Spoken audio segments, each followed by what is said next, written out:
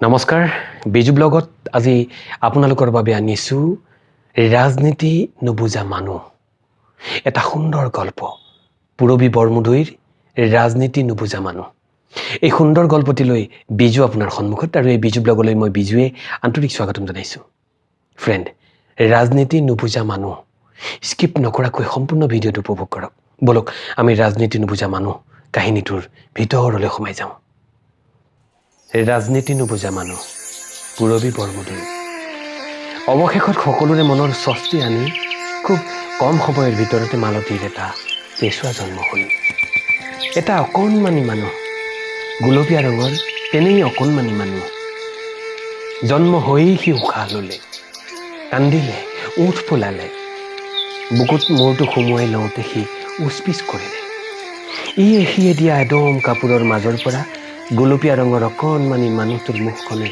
ভুমুকি মাৰিলে সুন্দৰ মুখ মৰম লগা মুখ চালেই দুখ ভাগৰ বিষাদ কষ্ট সকলো পাহৰি যাব পৰা নিষ্পাপ কোমল মুখ ল'ৰাটো দেখিবলৈ কেনেকুৱা হ'ব মানুহবোৰে জল্পনা কল্পনা কৰিলে কোনোবাই ক'লে হাইলাখ বাপেকৰ চেহেৰা কোনোবাই ক'লে মাকৰ নিচিনা হ'ব কোনোবাই মানে বুঢ়ী মানুহ দুজনী মানে মৰি যোৱা ককাকৰ মুখখন ল'ৰাটোৰ মুখত দেখা পালে বহুতে বহুত ক'লে মালতীয়ে কিন্তু ল'ৰাটোৰ চকুত দুকুৰা জুই দেখিলে সেই জুইৰ পোহৰত দগ্ধ হোৱা ঘৰ দুৱাৰ দেখিলে এতিয়ালৈকে বিচাৰি নোপোৱা গিৰিয়েকক দেখা পালে হেৰাই যোৱা গৰু কেইজনী হালোৱা গৰু দুটা ছাগলী কেইজনী হাঁহ পাৰ পুৰি ছাই হোৱা শালৰ আধা বোৱা ৰঙা খেলৰ গামোচা কেইখন শোৱা কাঠৰ বহল বিচনাখন পাকঘৰৰ ভাত ৰন্ধা চৌকা আগফাল পাছফাল গোসাঁই ঘৰটো দেখা পালে সেই সময়ত তাইৰ গাৰ গতিগোত্ৰ বৰ বেয়া আছিল অকল গাৰ গতিগোত্ৰই নহয় মনৰ অৱস্থাও ভাল নাছিল জীয়াই থাকিলেনো হ'ব কি মৰি গ'লেই ভাল এনে আছিল তাইৰ মনৰ ভাৱ শাহুৱেকে কিন্তু তাইক কুকুৰা পোৱালীক মাকে আৱৰি সামৰি ৰখা দি আৱৰি সামৰি ৰাখিলে নিজৰ সমস্ত দুখ পাহৰিও তাইক সান্তনা দিলে নিজে হুৰাওৰাৱে কান্দিলে আৰু তাই কান্দোতে নেকান্দিবি বুলিও ক'লে তাইৰ নিজৰ মাক বাপেক ভায়েক ককায়েক বুলিবলৈ কোনো নাই দূৰ সম্পৰ্কীয় মাহীয়েক এজনীৰ ঘৰত কাম বন কৰি লেকেচা ঠেকেচা গঞ্জনা খাই ডাঙৰ হোৱা ছোৱালী দুখ কি বুজে কষ্ট কি সহ্য কৰিব পাৰে কিন্তু শাহুৱেকৰ মৰমৰ বুকুৰ ছায়াত থাকি তাইৰ এনে লাগিল দুখ থাকিলে জিৰাবলৈ এখন বুকুও থাকিব লাগে চকু পানী ওলালে কান্দি তিয়াই দিবলৈও বুকু এখন পাব লাগে 14 দিনৰ দিনা খবৰ পোৱা গ'ল ভদ্ৰেশ্বৰক পোৱা গৈছে একমাত্ৰ সন্তান শাহুৱেক বাউলি হৈ উৰি গ'ল দুজনীমান মানুহে তাইক গবা মাৰি ধৰি থাকিল ভদ্ৰেশ্বৰৰ দেহাটোৰ অৱশিষ্ট তাৰ পিন্ধি থকা চোলা আৰু মূৰত মৰা গামোচা এখনৰ একাংশ এখন কাপোৰত টোপোলা বান্ধি আনি সমূহীয়াভাৱে দাহ কৰা হ'ল কিহৰ বাবে কাৰ ক্ষমতাৰ খকত এনে হ'ল ৰাজনীতি তাই নুবুজে শাহুৱেকেও নুবুজে ভদ্ৰেশ্বৰেও বুজা নাছিল আৰু এই ইমানবোৰ মানুহ দুখ কষ্ট হতাশাই ভাঙি চুৰমাৰ কৰা ইমানবোৰ শিবিৰত থকা মানুহ ইহঁতে ৰাজনীতি বুজেনে ইহঁতেও নুবুজে আৰু সিহঁতে চকু মুদিলেই ভয়ানক চিঞৰ জুই ধোঁৱাৰ মাজত মালতী সিহঁতৰ মুখবোৰ দেখে যি আমাৰ ঘৰ জ্বলাই দিলে আমি যাৰ ঘৰ জ্বলাই দিলোঁ যি আমাৰ বহুত মানুহৰ তেজেৰে হাত ৰঙা কৰিলে যাৰ তেজেৰে আমাৰ হাত ৰঙা হ'ল এইবোৰ ৰাজনীতি বুজি পোৱাৰ ফলত নে বুজি নোপোৱাৰ ফলত জুই জুই চাৰিওফালে কেৱল জুই জুইয়ে দাহ কৰিব জানে এফালৰ পৰা দাহ কৰি আনিছে বৰঘৰ পাকঘৰ ভঁৰাল ঘৰ গোসাঁই ঘৰ সকলোতে জুই চকু মুদিলেই মালতীয়ে জুই দেখে কালি গোসাঁনীৰ দৰে লক লক জিভা মেলা জুই দাও দাওকৈ জ্বলা জুই আৰু দেখে কিছুমান মুখ ডকাইতৰ দৰে কঠিন নিষ্ঠুৰ দয়া মমতাহীন জল্লাদৰ দৰে মুখবোৰ জুইৰ পোহৰত ৰঙা পৰি আছিল জুইৰ পোহৰত সিহঁতৰ হাতত থকা দীঘল দাবোৰ চিকমিকাইছিল। জাঠি আৰু কাঁড়ৰ আগবোৰত তিৰবিৰণি উঠিছিল। সেইবোৰো যেন তেজ আৰু হিংসাৰ পিয়াহত ব্যাকুল। সিহঁতে নিষ্ঠুৰভাৱে মালতীহঁতক ঘৰ এৰিবলৈ আদেশ দিলে। বিনা বাক্যব্যয়ে সকলো গধূলি পালেহি। তাৰপিছত কোনো ৰৈ থকা নাই। প্ৰাণৰ ভয়ত মাইকী মানুহবোৰ পথাৰৰ শুকান নৰা ভাঙি পলাইছে। মতা মানুহবোৰৰ কোনোবাই পাৰিলে যুঁজ কৰিছে, কোনোবাই মৰিছে, কোনোবাই মাৰিছে, কোনোবা পলাইছে। তাইৰ গাটো গধুৰ আছিল বাবে খোজ কঢ়াত বা দৌৰাত অসুবিধা পাইছিল। শাহুৱেক আছিল তাইৰ লগে লগে তাইৰ গাত ধৰি। মাজে মাজে খৰকৈ, মাজে মাজে লাহে লাহে দুয়োজনী মানুহজাকৰ লগতে গৈ আছিল। নিৰাপদ দূৰত্বত ৰৈ মানুহজাকৰ লগতে তাইও পিছলৈ ঘূৰি চাইছিল আৰু দেখিছিল বাঁহ গছৰ সমান জুইৰ মাজত দাহ কৈছে তাইৰ ঘৰ, তাইৰ সংসাৰ, তাইৰ সপোন। পকালি পাইহে তাই গম পালে খোজবোৰ যেন ধৰক বৰক হৈছে। হয়, ধৰক বৰক হৈছে। পেটৰ ভিতৰত কিবা এটাই পাক মাৰি ধৰিছে। এচাৰ মাৰি যেন মাটিত পেলাই দিব। আৰু গম পালে বিষ, বিষ, কি এটা অসহ্য বিষ।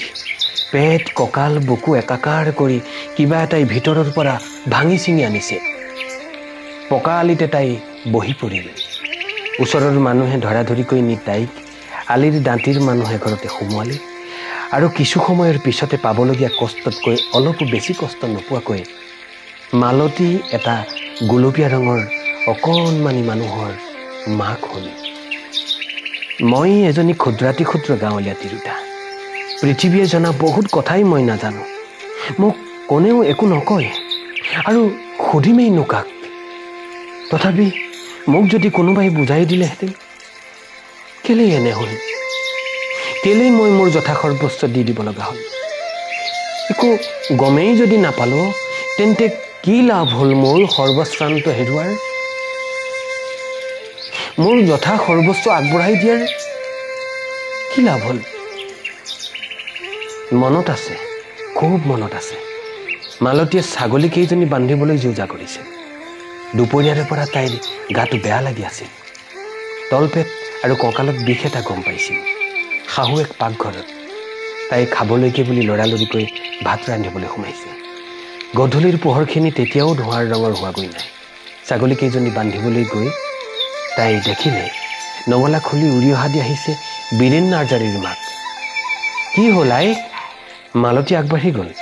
কি হ'ল নহয় হেৰু, শাহুৱেৰক ক, তই ওলা, গুচি যা, পলাই যা, এতিয়াই তহঁতক মাৰি পেলাব, ঘৰত জুই জ্বলাই দিব, সিফালৰ পৰা জ্বলাই আনিছেই। কি হ'ল, কি হ'ল? বাচিবলৈ লোৱা শাকমুঠি হাততে লৈ ওলাই আহিল শাহুৱেক। হয়নে? কি হ'লনো বীৰেনৰ মাক? বীৰেন নাৰ্জাৰীৰ মাক তেতিয়া নাই, নঙলা পাৰ হৈ ওলাই গৈছে। ভদ্ৰেশ্বৰ তেতিয়া নাছিল। অলপ পিছত সি সোমালেহি। ভয়, উত্তেজনা আৰু সাহস মিহলি কণ্ঠেৰে সি মাকক ক'লে, যি য'ত বস্তু পাৱ লৈ তহঁত গাঁৱৰ মানুহৰ লগত যাগৈ। তই কেনি যাৱ? মাকে ব্যগ্ৰভাৱে সুধিলে। মই এইপিনে যাওঁ, মানুহৰ লগত। মূৰত গামোচাখন মাৰি হাতত দীঘল দাখন লৈ সি ওলাই গ'ল।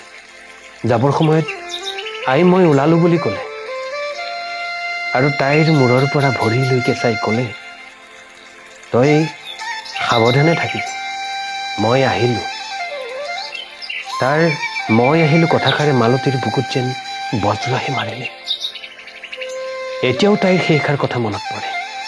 এতিয়াও সেইষাৰ কথা মনত পৰিলে তাইৰ বুকুখন ধমককৈ উঠে। মই আহিলোঁ, কি নিষ্ঠুৰ কথাষাৰ। শুনিবলৈ কি কঠুৱা। এনেকৈ মানুহে বিদায় লৈ যায়নে? আগতে কবচ কাপোৰ পিন্ধি মানুহে এনেকৈ বিদায় লৈ যুঁজ কৰিবলৈ যায়নে? মানুহে মৰিবলৈ যাবলৈ এনেকৈ বিদায় লয়নে? তাৰ পিছৰ কথাবোৰ জুইৰ লহ লহ শিখা, ধান পোৰাৰ গোন্ধ, সৰ্বচন্দ হোৱা মানুহৰ চিঞৰ, প্ৰাণৰ ভয়ত চিঞৰি কান্দিব নোৱাৰা মানুহৰ কণ্ঠৰ অস্পষ্ট কুকুৱনি, গৰু ছাগলীৰ চিঞৰ আৰু কোলাহল। ভদ্ৰেশ্বৰক পোৱা নাই। অনিৰামৰ বাপেক পুতেক হালকে কাটিলে। হলিৰ ককায়েক মৰিল, সি কথম্পি প্ৰাণ লৈ সাৰিছে। বীৰেন নাৰ্জাৰীৰ ভনী জোঁৱায়েককো কাটি 5 টুকুৰা কৰা হ'ল। বসুমতাৰীৰ 2টা পুতেক গ'ল। কেইবাখনো বড়ো কছাৰীৰ গাঁও জুইৰ মাজত দাহ গ'ল। এইদৰে প্ৰত্যেকটো খবৰেই মালতীৰ কাণত পৰিল। প্ৰত্যেক মানুহৰে চিনাকি মুখবোৰ তাইৰ মনৰ মাজত ঘূৰি ফুৰিবলৈ ধৰিলে। সকলোৱে চিনাকি, অচিনাকি মানুহ খুব কম। হলিৰ ককায়েকে মালতীক কম ধুনীয়াকৈ তাঁতশালখন পাতি দিছিল। অনিৰাম বোলে তাইৰ শাহুৰেকৰ ফালৰ পৰা কিবা এটা মিতি। আহিলে চাহ জলপান নোখোৱাকৈ নাযায়। আৰু ৰেণুৰ গিৰিয়েকটো বিয়া হোৱা 2 মাহে হৈছিল। সেইখন বিয়াত মালতীৰ গোটেই ঘৰখনে কম লাগি ভাগি দিছিল নে? বীৰেনৰ ভনীয়েক ৰেণুমাইৰ লগত দুপৰীয়া কমবোৰ কেঁচা আম কুটি নিমখ জলকীয়া দি খালেনে? তাইৰ গিৰিয়েকটো বৰ ভাল ল'ৰা আছিল দেহি।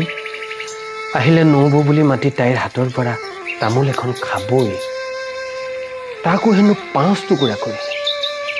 আৰু বসুমতাৰীৰ পুতেক 2টা বেচিৰি মাকজনী কেনেকৈ আছেনো?